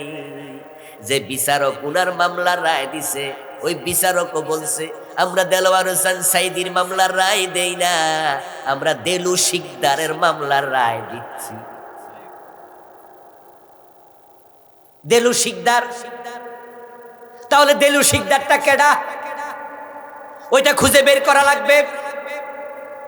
আপনি আর আমি হয়তো পাইবো না খুঁজে, কারণ দেলু শিকদার নামে একজন বড় মাপের রাজাকার ছিল, যুদ্ধাপরাধী ছিল, খারাপ মানুষ ছিল, উনার বাড়িও ফিরোজপুর। কিন্তু এখন নামে নামে মিলাইয়া দিছে, মিলায় ওই বেডার দোষ এই বেডার গারে চাপাইছে। এখন আপনি প্রশ্ন করতে পারেন কারণটা কি? কারণ তো শুধু একটা, আল্লামা সাইদির মুখে কোরআনের বাণী ছিল সব সময়। তিনি বলতেন আল্লাহ ছাড়া কারো আইন মানি না। উনার এই বক্তৃতায় দেশের হাজার হাজার মানুষ আল্লাহর আইনের দিকে একটু উজ্জীবিত হয়, ধাবিত হয়। এই যে আজকের মাহফিলে আমি আসছি, যে পরিমাণ লোক হয়েছে, সাইদি সাহেবের মাহফিলে কি এরকম হইতো না আরো 100 গুণ, আরো বেশি, হাজার। ইসলাম যখন আগায় তখন কি ইন্ডিয়ার রয়ের কষ্ট লাগে না? ইসরায়েলের মোসাদের কষ্ট লাগে না? আমেরিকার সিআইএর কষ্ট লাগে না? আমেরিকার সিআইএ, ইসরায়েলের মোসাদ, ইন্ডিয়ার র, এগুলো তাদের গোয়েন্দা সংস্থা। ওরা তিনও দেশ মিলে তামাম দুনিয়াতে ইসলামের পক্ষ শক্তিকে সবসময় পর্যদস্ত করে। তাহলে বাংলাদেশে ইদানিং আমেরিকা ইসলামের পক্ষে কেন, আমাদের পক্ষে কেন? বুঝে নিতে হবে কিছু বিষয়। এগুলো হচ্ছে ভূ রাজনৈতিক কারণ। আমেরিকা যদি শেখ হাসিনার পক্ষে থাকতো তাহলে কি শেখ হাসিনাকে বাংলাদেশ থেকে দৌড়াইতে পারতেন? মোটেও না। ইন্ডিয়ার র শেখ হাসিনার একবারে পক্ষে। এজন্য যত প্রোটেকশন দেয়া দরকার গত 17 বছর 15 বছর ধরে শেখ হাসিনাকে সব দিচ্ছে। কিন্তু আমেরিকার সাথে শেখ হাসিনার সম্পর্ক খারাপ হয়ে গেছে, যার কারণে ড্যান মজিনা আমেরিকার সাবেক রাষ্ট্রদূত, তাকে বলা হয়েছে কাজের মেয়ে মর্জিনা। মনে আছে না? ভুলে গেছেন? শিক্ষিত লোকেরা কথা বলে, মনে আছে? আমেরিকার রাষ্ট্রদূত তারে বলছে কাজের মেয়ে। তারপরে আমেরিকার আরেকজন রাষ্ট্রদূত, তার নাম পিটার হাস। আওয়ামী লীগের এক নেতা বলছে হাঁস আমরা জবাই করে নিয়মিত খাই।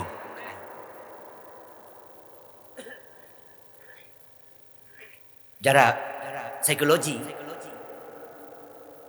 যাদের স্ট্রং তারা জানেন মনস্তত্ত্ব, সেটা হচ্ছে কোন দেশের রাষ্ট্রদূতকে অপমান করা মানে ওই দেশকে অপমান করা। রাষ্ট্রদূত হচ্ছে দেশের প্রতিনিধি। এই জন্য দেখবেন যখন কোন দেশের সাথে কোন দেশের সম্পর্ক খারাপ হয় তখন রাষ্ট্রদূত প্রত্যাহার করে,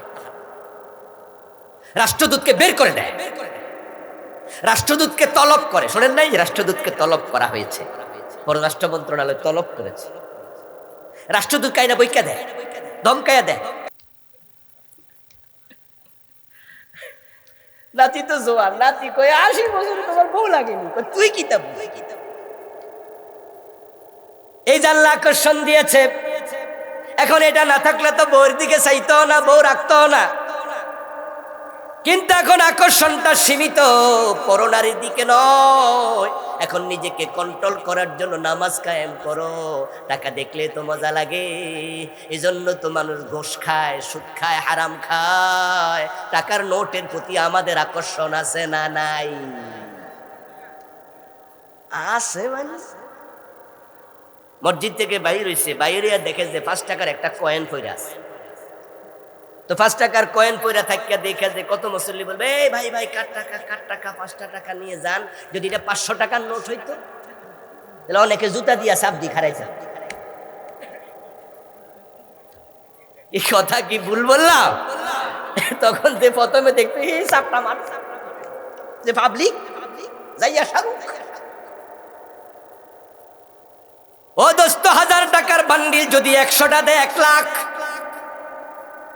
এই টাকার প্রতি লোভ, এটা মানুষের সৃষ্টিগত, এটা কোরআনের আয়াত, আল্লাহ বলছে সম্পদের প্রতি লোভ। এখন এবার বলুন তো, ঘুষ খাওয়া, সুদ খাওয়া জায়েজ না হারাম? নিজেকে কন্ট্রোল করা দরকার আছে না নাই? এই জাতীয় কত কাজ আছে, কন্ট্রোল করো।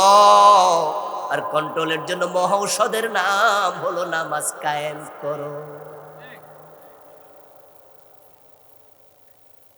মানুষ যখন নামাজি হয়, নামাজ তাকে অন্যায় থেকে ফিরায়। এটা সূরা আনকাবুতের 45 নম্বর আয়াতে আল্লাহ কয়।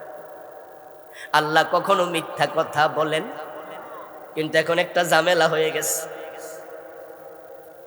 ঝামেলা হলো বাংলাদেশে 5 ওয়াক্ত নামাজ পড়েও সুদ খায় এমন নামাজিও আল্লাহর কথা এর লগে মিলে না।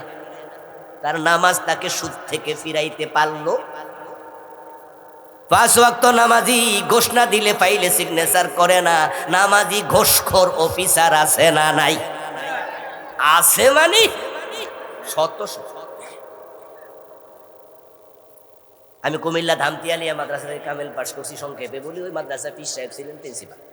উনি একটা কাহিনী আমাদেরকে শুনাইছে। মাদ্রাসার মঞ্জুরি গেছে শেষ হইয়া, 3 বছর পর মঞ্জুরি হয়। তখন আপনার আমাদের মেঘনা দাউদকান্দি কুমিল্লা রোডে একটা ব্রিজ আছে না, 2টা, ওই ব্রিজ তখনও হয়নি। তখন ছিল গাড়ি পারাপারের জন্য ফেরি। কাগজ দেখে যে একদিন টাইম আছে, আর মাত্র আজকে শেষ। আজকে একদিন মানে আজকে, আগামীকালকে মঞ্জুরি নতুন না করলে ফেস লেগে যাবে, টাইম শেষ। তো হুজুর বলতেছে কেরানি রে, কেরানির নাম ছিল আব্দুর রহিম সাহেব, তো আপনি এটা কাগজটা আগে দেখবেন না? এখন টিউনো সিগনেচার লাগবে, টিউনো হলো সভাপতি মাদ্রাসা, দৌড় মারেন। তো উনি দৌড় মাইরা গেছে। তো টিউনো সব জায়গায় দেখে পুরান দল নাই, নতুন এক টিউন ট্রান্সফার হতে পারে না। অনেক সময় কিন্তু কি হয়, স্ট্যান্ড রিলিজ বলা হয়, মানে আজকে দিনে যাও না, সাথে আরেকজন যায়। তো নতুন টিউনো দেখা উনি তো ব্যবসা খেয়ে গেল, আর এই বেটার তো চিনলা। তার ফাইল সামনে দিয়া কয় যে স্যার, আমার ধামতিয়ালিয়া মাদ্রাসা মঞ্জুরি শেষ হয়ে গেছে, আমরা খেয়াল করি নাই, আজকে লাস্ট ডেট, কালকে মঞ্জুরি আনা। আপনি একটু সাইন করেন। উনি তো ধামতি আলিয়া চিনে না, নামও কোনোদিন শুনে নাই, কিন্তু ধামতি বাংলাদেশে বিখ্যাত বড় মাদ্রাসা, দরবারও আছে পীর সাহেব। তো টিউনু সাহেব কয় যে আমি তো মাগনা সিগনেচার করি না। উনিও সোজা সাপটা জবাব দিছে, কিছু দেন করে দেন। আব্দুর রহিম সাহেব বলে আমার তো পীর সাহেবের মাদ্রাসা, এইসব আমি বুঝি না। কি মুসিবত, টাকা পয়সা তো নেয় নাই, কারণ ধামতি আলিয়া নাম শুনলে গোষ্ঠটা খাবে না, বিশাল মাদ্রাসা। ফিরে আসে, আইসা বললো পীর সাহেব হুজুর এই ঘটনা। পীর সাহেব কয় মিয়া যা পারেন করেন, মাসলা জিগাইয়ের না, আমাদের হালাল না হারাম জিগানোর সময় নাই, যান না গোশ এখানে না দিলে বোর্ডে দেয়া লাগবে। তো কেমনে করবেন আপনি করেন। তো উনি ভোরবেলা একবারে ফার্স্ট টাইম পকেটে কিছু টাকা পয়সা লইয়া চলে গেছে দেবিদ্যার শহরে, সিগনেচার লইয়া ওখান থেকে বোর্ডে চলে যাবে। উনি বললো যে ফজরের পর যায় ধরলাম, কারণ তখন তো রাস্তা ওই যে ফেরি ফারাফার, সময় তো ফেরিতে নষ্ট হয়। তো যাইয়া দেখে টিউনু বাসায় নেই। তো টিউনু বাসায় না পাইয়া কলিং বেল টিপ দিল, ম্যাডাম বাইরে বলতেছে উনি তো এশরাকের নামাজ না পইরা আসে না। তাহলে উনি এমন বাক্যে জিকির চলছে। তো পিছন দিয়া যে আসসালামু আলাইকুম, উনি গার ফিরে তাকাইয়া কয় ও আমনে নি? কয় জি।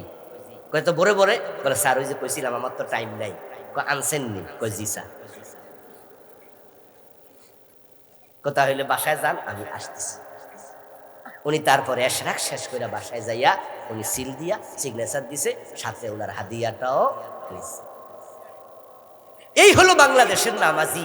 এরকম কত নামাজি আছে, হাজি সাহেব আছে নিজের বোনের জমি জোর দখল করে খায়। বাপ মরছে 10 বছর, মা মরছে 7 বছর, বোনের জমি দেন, নিজেরটাও খায়। আলহাজ আব্দুল জলিল, আলহাজ আব্দুল জলিল আমার সামনে বসে আছেন, বিয়ে করছেন 10 বছর 15 বছর, দাড়ি পেকে গেছে 20 বছর, এখনো বউয়ের মহারানা দেন নাই। এমন স্বামী এখানে নাই? স্বামী না আসামি? আসামি। ছেলে বিয়ে করানোর সময় যৌতুক নিছেন, এমন যৌতুক খাওয়া বাবা আছে না নাই? আমি তো বলি যৌতুক না খাইয়া পায়খানা খাইয়া, ময়লা খাইয়া।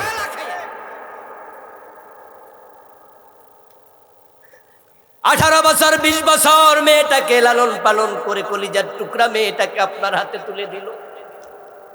কিভাবে আপনি ওই মেয়ের বাবার গলায় ছুরি চালান? টাকা দাও, হুন্ডা দাও, এই দেও সে দাও, ফার্নিচার দাও, স্বর্ণ দাও। আরে আমি এমন বাবা পেয়েছি, মেয়েটাকে বিয়ে দেবে যৌতুকের টাকার জন্য ভিক্ষা করতেছে।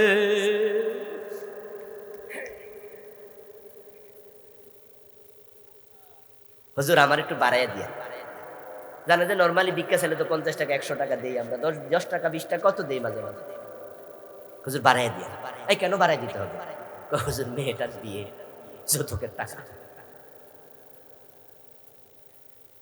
ও দোস্ত আমার মন বলে আত্মা থেকে নাকি আত্মীয় হয়, আর তুমি আত্মীয়তা করতে যাই আরেক বেডারে ভিক্ষায় নামাইছো।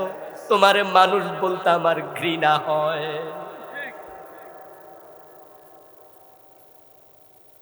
এই যে আপনাকে আপনার নামাজ যৌতুক থেকে ফিরাইতে পারলো না, হারাম থেকে ফিরাইতে পারলো না, গোশ থেকে পারলো না, সুদ থেকে পারলো না, কিন্তু কোরআনে তো আল্লাহ কয় নিশ্চয় নামাজ অন্যায় থেকে ফিরায়। আল্লাহর কথা আপনার সাথে আপনার নামাজের সাথে কেন মিলল না?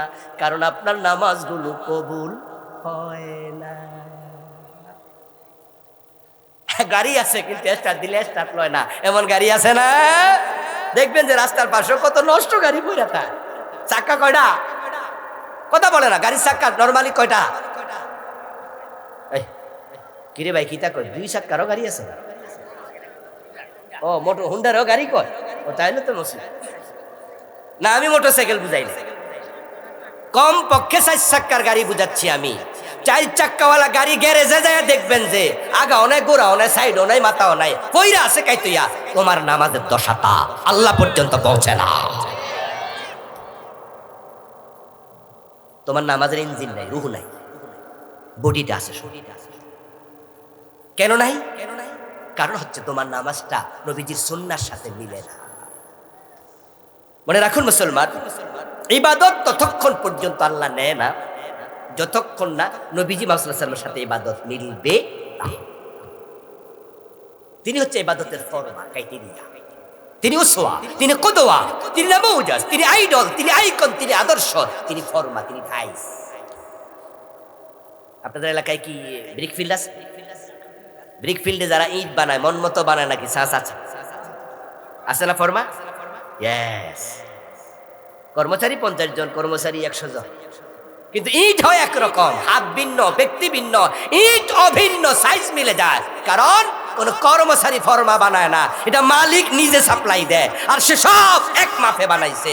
তোমার ইবাদত, আমার ইবাদত নবীর ফরমার সাথে আল্লাহ মিলাইয়া কবুল করে। এখন বাংলাদেশের অনেক নামাজির নামাজ নবীজির সাথে মিলে না। আমাদের নামাজের অমিল কি? এই উঠাউঠি করলে হবে না, উঠাউঠি করা যাবে না, শুধু পসরাবে দণ্ড উঠবেন। আমি কি আরো 20 মিনিট কথা বলবো? 10-20 মিনিট শুনবেন, তাহলে উঠবেন না। আচ্ছা, আমাদের নামাজের যে সমস্যাগুলো, এই সমস্যাগুলো আজকে কাটবো আমি ইনশাআল্লাহ। ইনশাআল্লাহ বলেন। তাহলে নামাজ কবুল হওয়া শুরু হয়ে গেলে দেখবেন যে অন্তরকে আল্লাহ তাকওয়া দিয়ে ভরে দেয়। তখন আপনার লোভ কমে যাবে, আর যখন লোভ কমে যাবে তখন আপনার ঘোষ সুদ খাইতে মন আর চাইবে না। আপনাকে হারাম থেকে হেফাজত করবেন কে? ইয়েস। এমন পাওয়ার তৈরি হবে, আধিক্যতা আর থাকবে না। আর সমস্যা তো লোভ, অতি লোভ আপনাকে শেষ করে দিয়েছে। দুনিয়া না জায়েজ কিছু নাই, টাকা, বাড়ি, গাড়ি, নারী, এগুলো হালাল।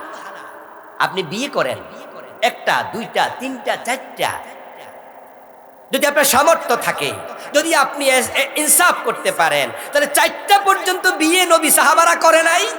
হালাল, ইনসাফের শর্ত, ইনসাফ মনে রাখবেন। নাকি আজকে ওয়া শুনে খুশি হয়ে গেছে?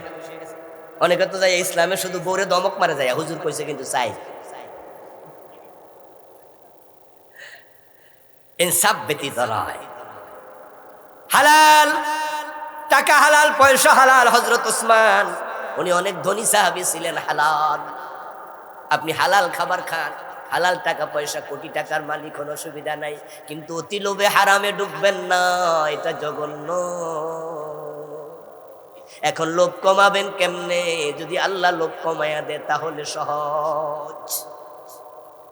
নামাজ পড়ুন, নামাজ কবুল হলে আল্লাহ লোভ কমাবে, চোখ কন্ট্রোল করার তৌফিক দেবে, আপনার অন্তরে আল্লাহর ভয় তৈরি হয়ে যাবে। আমাদের অবস্থা তো এমন যে আমাদের আল্লাহর কথা কইলো ঈমান বাড়ে না, অথচ এমন সাহাবী ছিল, হাদিসে পাওয়া যায়, অতীতে বনি ইসরাইলের লোক ছিল, নবীজির সাহাবী ছিল।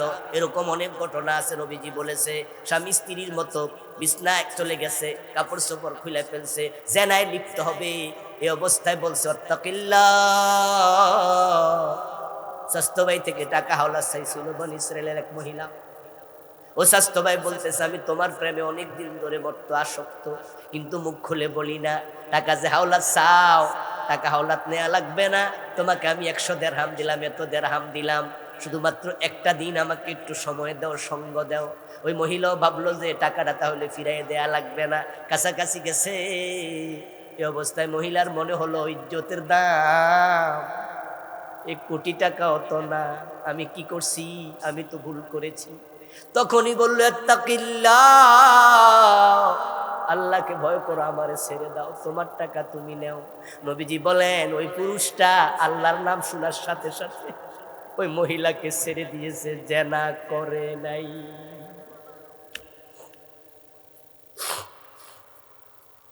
এমন ঘটনা হাদিসে অনেক পাওয়া যায়।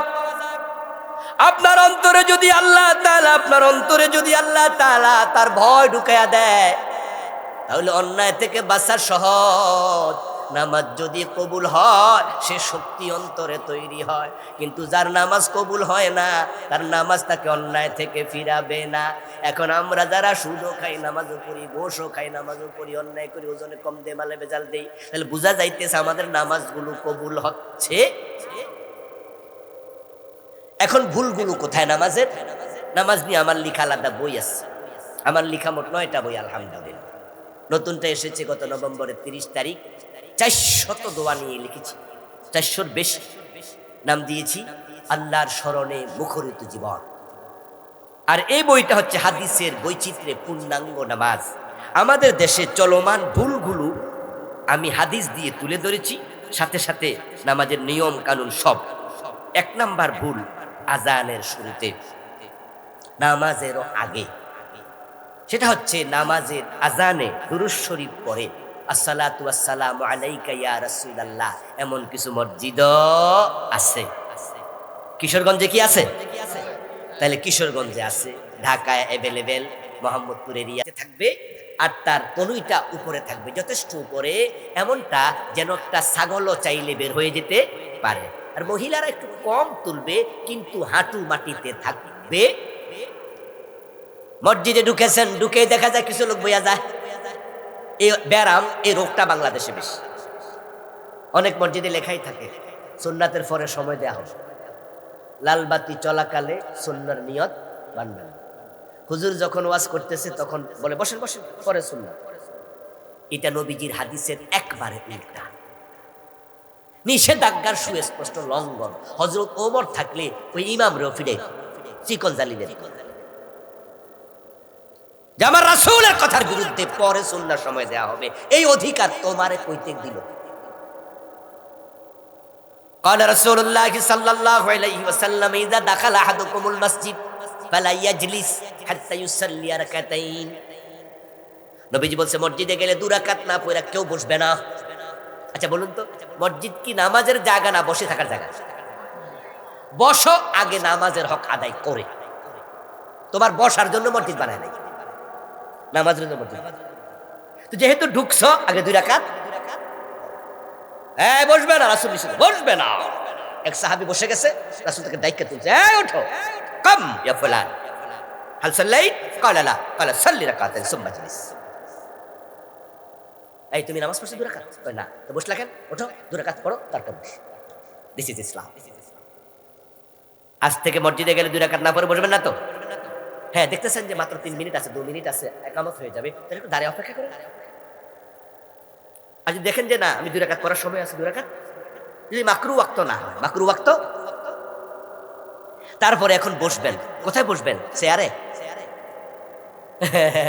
বাহ বাহ বাহ, চৌধুরী সাহেব চেয়ারে বইতে পারলে, আমি ভুইয়া বংশের বলা, আমি পারবো না। এই জন্য প্রতিযোগিতা করে চেয়ার ঢুকাইছে। বাজারতে হাইটটা মসজিদে কি বসা যায়, তাও চেয়ারের মাঝে ডিজাইন করে বানাইছে। বাহ বাহ, এটা তোমার অফিস, চেয়ারে ঢুকছো কেন? তোমার অফিসই না। আচ্ছা, আপনারা কমন সেন্স দিয়ে বলেন তো, সহজ সরল উত্তর দেন তো, চেয়ারে বসার মাঝে বিনয় বেশি না মাটিতে বিনয় বেশি? আপনি কার সামনে বসতেছেন? এখানে বিনয় কম দরকার না বেশি দরকার? তো কার সাথে হেডেম দেখেন, চেয়ার টেয়ার লইয়া। হ্যাঁ, আমরা চেয়ার এলাও করব তখন যখন মাটিতে বসার সামর্থ্য আর, যেমন সমস্যা সে মাটিতে বসতে পারে, তখন বাধ্য হইয়া ওজোর আছে যতটুকু মাপ হবে ততটুকু। আরেকটি কথা কান খুলে শুনুন, যার দাঁড়িয়ে নামাজ পড়ার সামর্থ্য আছে, ফরজ নামাজ সে বসে পড়লে হবেই না, চেয়ার হোক আর মাটি হোক। কারণ নামাজের 13টা ফরজের মাঝে কিয়াম করাও। ডাক্তার আপনাকে বলছে যে আপনার চোখে একটু অপারেশন করে দিছি, তো লেন্স লাগাইছে, চোখে অপারেশন করছে, আগামী 1 সপ্তাহ আপনি মাটিতে সেজদা দিয়েন না। তো আপনি চেয়ার লইয়া যে মসজিদে বসে বসে নামাজ পড়তেছেন। তো নামাজের পরে হুজুর আপনার জিগাইল, চাচা মাজায় ব্যথা? আপনি কোন না, মাজায় ব্যথা না। তো বসলেন কেন? ও ডাক্তারে কইছে মাটিতে সেজদা দিতে না। ডাক্তার কি মাটিতে সেজদা দিতে মানা করছে? কি খাড়াই তো মানা করছিল? কোন না, খাড়াইতে তো মানা করে নাই, তো বললেন কেন? কথা তো ঠিক বললাম কি নাকি? মানে ওই যে কতজন বইছে, আমি বসবো না, চান্সটা কাজে লাগাই, আমিও চেয়ার। قال رسول الله صلى الله عليه وسلم أمرت أن أسجد على 7 أعضاء।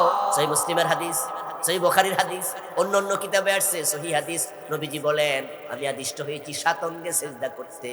শুধু কপাল দিয়ে সিজদা নয়, সিজদার অঙ্গ হলো মোট 7টা। এ নাক আর কপাল একটা, এর আগে রয়েছে আরো 6টা। এই 2 হাতের তালু, 2 পায়ের আঙ্গুল, 2 হাঁটু, এই হলো 6 অঙ্গ। আর এই চেহারা হলো 1 অঙ্গ। তা আপনি যখন চেয়ারে বসছেন তখন হাঁটুর সেজদা কি হয়েছিল আর হাতের সেজদা হয়েছিল? তা আপনি এগুলো বাদ দিলেন কেন? আপনার নামাজ গোল্লা হয়ে। এবার কিছু লোক আছে যারা শুয়ে নামাজ পড়ে, আমার শরীর খুব খারাপ। তো শুয়ে যখন নামাজ পড়ে তখন কি কাত হয়ে শুবে না সিট হয়ে? বাংলাদেশের লোকেরা সিট হয়ে নামাজ পড়ে দেখে, এটাও নামাজের একটা চরম ভুল, জঘন্য, গোল্লা হওয়ার মতো, মানে বাতিল ক্রস। কারণ কি জানেন?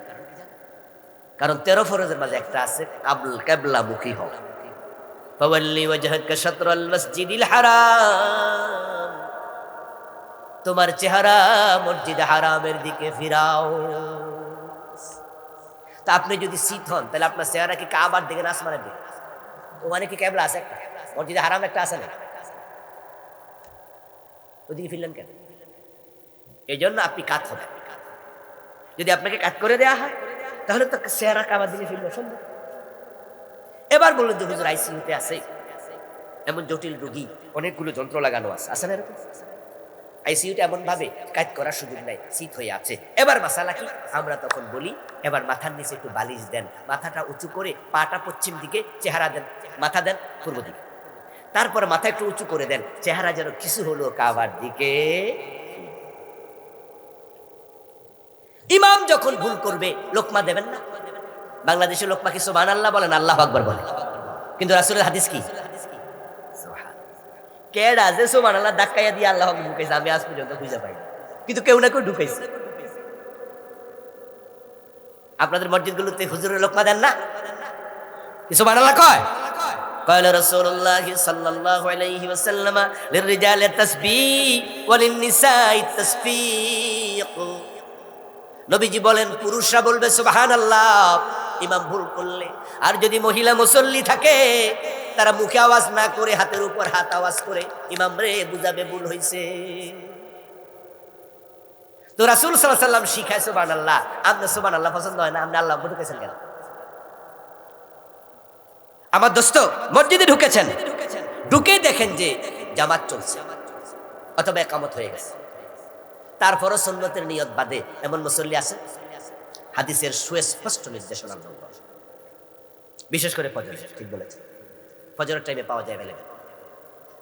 অথচ কালা রাসূলুল্লাহ সাল্লাল্লাহু আলাইহি ওয়াসাল্লাম ইযা উকিমাতিস সালাতু ফালা সালাতা ইল্লাল মাকতুবা, রাওয়াহু মুসলিম। নবীজি বলছেন নামাজের ইকামত যখন হয়ে যায়, ফরজ নামাজ ছাড়া আর কোনো নামাজ নাই। ফালা সালাতা, এই লামটা লামে জিনসি, কোনো নামাজই নেই। অন্য ওয়াজিব বলেন, সুন্নত বলেন, নফল বলেন, ফরজ ছাড়া নামাজ নাই। কথা খুব শক্ত কথা, কারণ কি জানেন? যে বলুন তো ফরজের গুরুত্ব বেশি না সুন্নতের? তা আপনি সুন্নার নিয়ত বানছেন, তাহলে আপনার কাছে কোনটার গুরুত্ব বেশি হলো? তো কামটা করলেন কি? ইল্লাল ফজর শব্দ তো নাই হাদিসে, ইল্লাল ফজর নাই, সহিহ হাদিস এটা নেই। কেউ কেউ জোর হাদিস, এটা ভুল।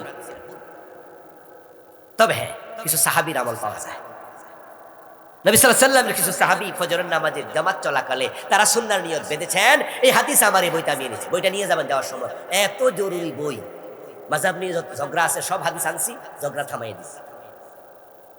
আপনি বলছেন এটা নাই, ও বলছে ওইটা নাই, আমি বলছি হাদিসে থাকলে তো কোনো আপত্তি নেই নাকি? হয়তো মাযহাব ভিন্ন, শাফি মাযহাব একটা আছে, হানাফি মাযহাবে, ঝগড়া তো কোনো মাযহাবে না। আমাদের আব্দুল্লাহ জাহাঙ্গীর স্যারের নাম শুনছেন? আর এতগুলা লোক কথা কয় না, যারা শুনছেন তারা বলেন না, শুনছেন? বলেন রাহেমাহুল্লাহ, আল্লাহ তার কবরকে জান্নাতের টুকরা বানাও, বলেন আমিন। ভালো মানুষ ছিলেন, অনেক বড় রাইটার ছিলেন, অ্যাক্সিডেন্ট করে মারা গেছে, কুষ্টিয়া বিশ্ববিদ্যালয়ের প্রফেসর ছিলেন, আমাদের ওস্তাদ।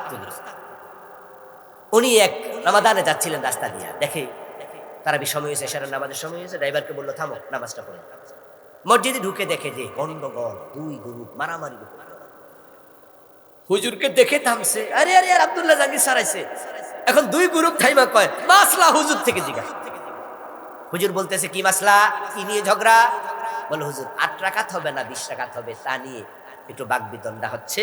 এখন এই মসজিদের মুসল্লি দুই গ্রুপ, এক গ্রুপ সৌদি আরব চাইছে, হেরা কইতাছে সৌদি আরব 8 রাকাত, বাংলাদেশও কয় রাকাত? হেরা 8 রাকাতে পড়বো, সৌদি আরবের টাই মানবো, 20 রাকাত পড়বো। আরেক গ্রুপ বলতেছে আর আমি বাংলাদেশে আজীবন 20 রাকাত করছি, কিসের 8 রাকাত, তোমরা পড়লে পড়ো। ইমাম সাহেবের দুই গ্রুপ, হুজুর বেতন কিন্তু আমরাও দেই, মানে ইমাম সাহেব পড়ছে নি বিপদে, কি কিছু যেমন আছে না ঝামেলা, ইমাম সাহেব তো পড়ছে বিপদে। আব্দুল্লাহ জাহাঙ্গীর সাহেব বলতে চাই ঠিক আছে আপনারা থামেন, তাহলে আমি একটু কথাবার্তা কই, এরপরে দেখা যাবে। আচ্ছা 8 রাকাতের পক্ষে কারা কারা হাত তোলেন? তুলছে। তোলার পর ওরা বললো 8 রাকাতের কি হাদিস আছে? বলে হ্যাঁ হাদিস আছে। আচ্ছা হাদিস আছে, ওকে। যে 20 রাকাতের কারা? আরেক গ্রুপ হাত তুলছে, এই 20 রাকাতের পক্ষে কি হাদিস আছে? হ্যাঁ হাদিস আছে। আচ্ছা, এখন দুই পক্ষ ঝগড়া করছেন, ঝগড়ার হাদিসটি আগে বলে, ঠিক না? যে আপনাদেরও হাদিস আছে, ওনাদেরও কি আছে, তাহলে ঝগড়ার হাদিস আগে শুনান, যে মুসলমানের মসজিদে এসে ঝগড়া করা যায়, এই হাদিসটা আগে একটু বলেন। এখন দোনো গুরু তো লজ্জায়, স্যার এই ঝগড়ার কি আর হাদিস আছে? তো মসজিদে ঝগড়া করা তো কবিরা গুনাহ, মুসলমান ঝগড়া করা তো কবিরা গুনাহ। আপনারা তো ঝগড়া করছেন, রীতিমতো মারামারির দিকে যাচ্ছেন, অথচ তারাবির নামাজ তো নফল সুন্নাহ, না পড়লে তো কোনো কবিরা গুনাহ হইতো না, কিন্তু ঝগড়া করে তো কবিরা গুনাহ করতেছেন। এই বুঝি আপনাদের ইসলাম?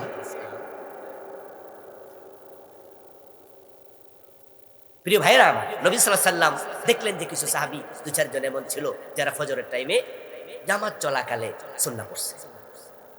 নবীজি ডাকলেন, এই এদিকে আসো, ফরজ নামাজ চলাকালে তুমি সুন্নাহ পড়ছো কেমনে এটা বলো। তখন ওই সাহাবী বলে, ইয়া রাসূলুল্লাহ, সামনের 2 রাকাত ভাবছিলাম পড়া লাই। রাসূল তাকে প্রশ্ন করে, তাহলে তোমারটা সেরা না আমি যেটা পড়ছি ওইটা সেরা? তোমার কাছে কোনটা সেরা মনে হলো? সাহাবী লজ্জা পেলেন, নবীজি সংশোধন করে দিলেন। মসজিদে যাওয়ার পর